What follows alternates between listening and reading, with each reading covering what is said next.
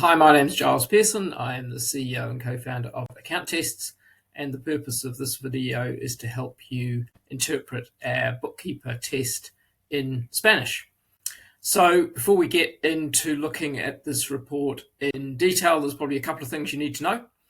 The first one is that although this report is fully in English, the experience your candidate had if they've completed this report was fully in Spanish.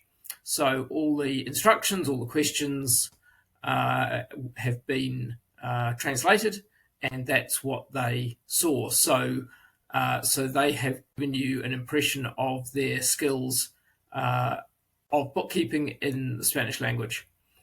The other thing to know is how we put this test together. So we used an expert group of bookkeepers to grade a set of questions. They graded those questions into areas of various difficulty, and what you then see is how does my candidate stack up on these three levels of competency that we've generated. So we'll see that as we go through the report, but it's important to understand how we achieve that. So looking at your report, top right hand side is the order number. So anytime you need to find anything in our platform, you will need that order number. And then down here, you'll see how long did the candidate spend in the test. If that number says 40, then they were still working on the test when their time ran out. The second page is really some background, but there's also a link there to here to our proctoring information. So your candidate was proctored while they did the test. That means their camera was on, and any infractions, if you like, that came along whilst they were doing the test will be recorded. You can access the proctoring report through the platform, and this link tells you more about what that proctoring report is telling you.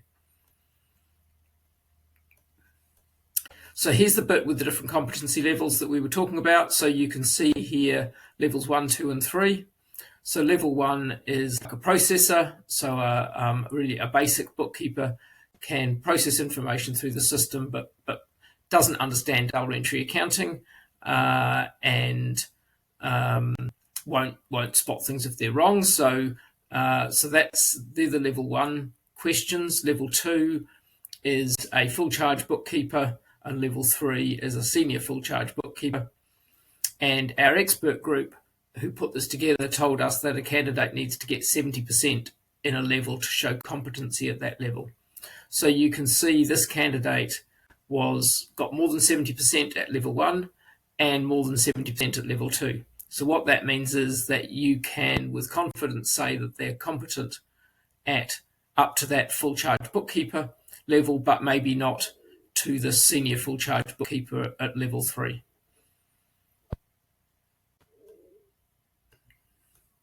We then go through the parts of the test in one by one and show you how the candidate did. So accounting concepts, which is more a little bit of sort of theoretical knowledge. Business support, so that's giving added value to the business owner.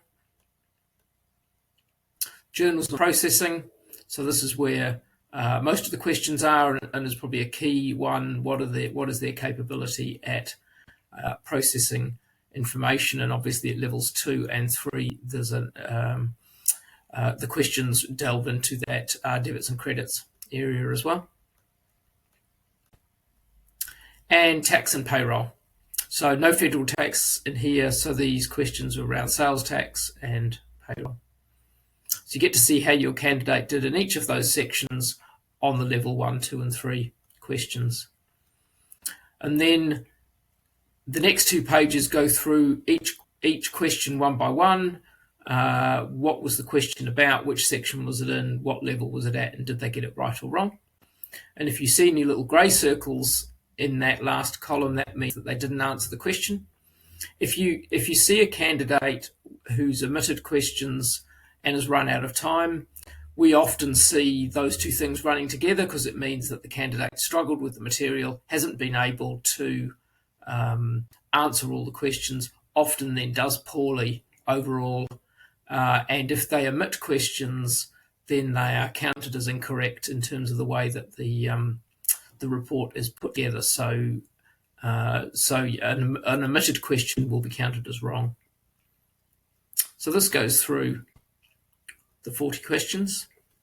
And then the last page is about interpretation, which is what we've pretty much just been talking about, and it's got our contact details there. So if you have any questions as you go through, help@accounttests.com is the place to go to ask those further questions.